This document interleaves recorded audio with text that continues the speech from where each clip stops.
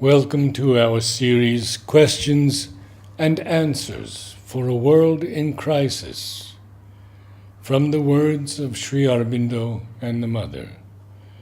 The Avatar, Part 3, from the Mother. That is to say, however great, however conscious, however powerful he may be, one avatar cannot by himself realize the supramental life on earth. It is either a group in time, extending over a period of time, or a group spread out in space, perhaps both, that are indispensable for this realization. I am convinced of it. Concerning my avatarhood, in what way can the opinion of people have any importance? If I am not an avatar, the belief of thousands of devotees cannot make that I should be. On the other hand, if I am, the denial of the whole world cannot prevent me from being. From Sri Aurobindo. The word avatara means a descent. It is a coming down of the divine below the line which divides the divine from the human world or status. An avatar, roughly speaking, is one who is conscious of the presence and power of the divine born in him or descended into him, and governing from within his will and life and action. He feels identified inwardly with this divine power and presence. The reason for which the avatars descend is to raise up man again and again, developing in him a higher and ever higher humanity, a greater and yet greater development of divine being, bringing more and more of heaven again and again upon the earth, until our toil is done, our work accomplished, and Satchidananda fulfilled in all, even here, even in this material universe. The avatar comes to reveal the divine nature in man, above this lower nature, and to show what are the divine works, free, unegoistic, disinterested, impersonal, universal, full of the divine light, the divine power, and the divine love. He comes as the divine personality, which shall fill the consciousness of the human being and replace the limited egoistic personality, so that it shall be liberated out of ego into infinity and universality, out of birth into immortality.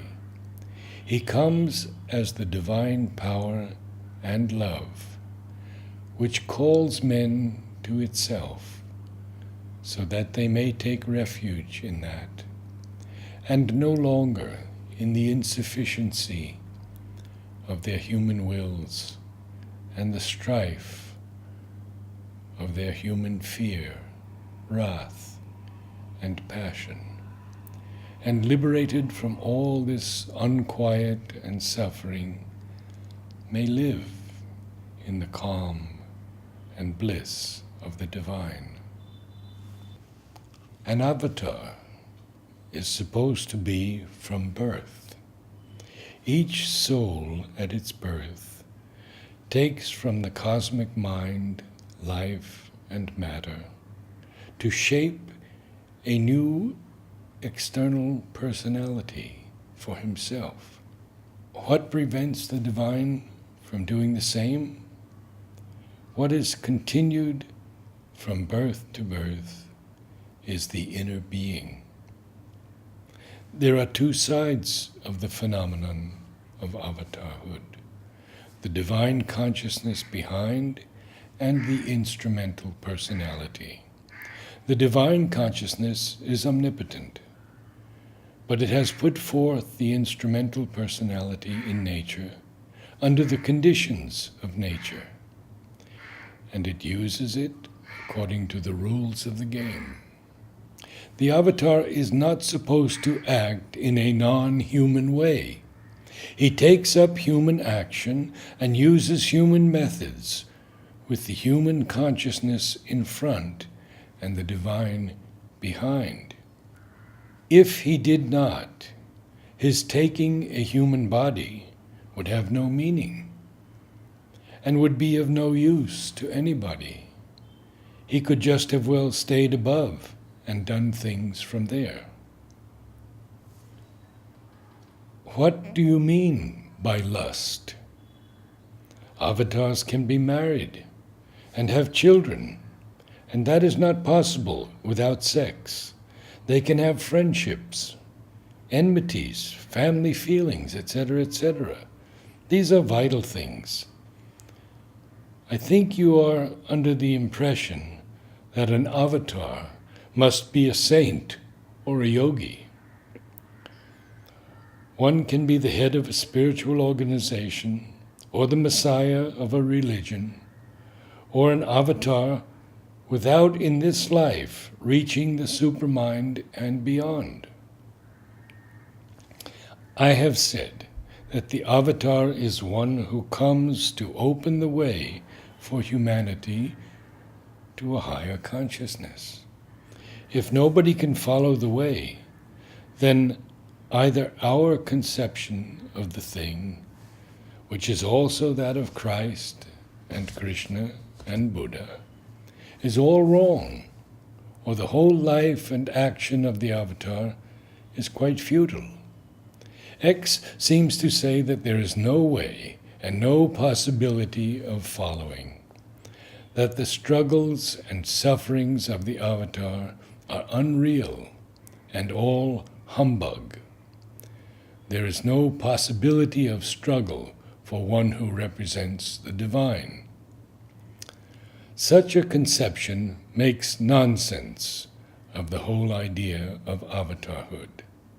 There is then no reason in it, no necessity for it, no meaning in it. The divine, being all-powerful, can lift people up without bothering to come down on earth. It is only if it is part of the world arrangement that he should take upon himself the burden of humanity and open the way that avatarhood has any meaning. If your argument is that the life, actions, struggles of the avatar, that is, Ramas, Krishnas, are unreal because the divine is there and knows it is all a maya, in man also there is a self, a spirit that is immortal, untouched, divine. You can say that man's sufferings and ignorance are only put on, shams, unreal. But if a man feels them as real, and if the avatar feels his work and the difficulties to be serious and real,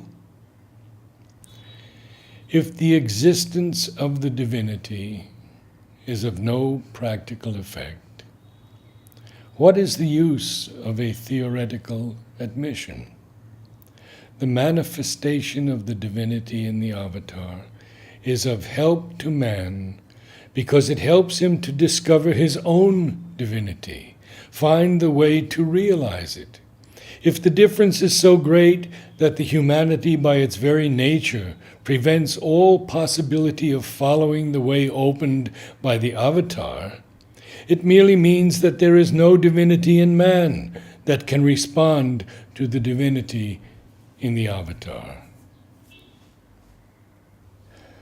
An avatar or vibhuti have the knowledge that is necessary for their work.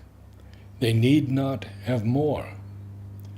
There was absolutely no reason why Buddha should know what was going on in Rome. An avatar even does not manifest all the divine omniscience and omnipotence. He has not come for any such unnecessary display. All that is behind him, but not in the front of his consciousness. As for the Vibhuti need not even know that he is a power of the divine. Some Vibhutis, like Julius Caesar, for instance, have been atheists. Buddha himself did not believe in a personal God, only in some impersonal and indescribable permanent. The avatar is necessary when a special work is to be done, and in crisis of the evolution.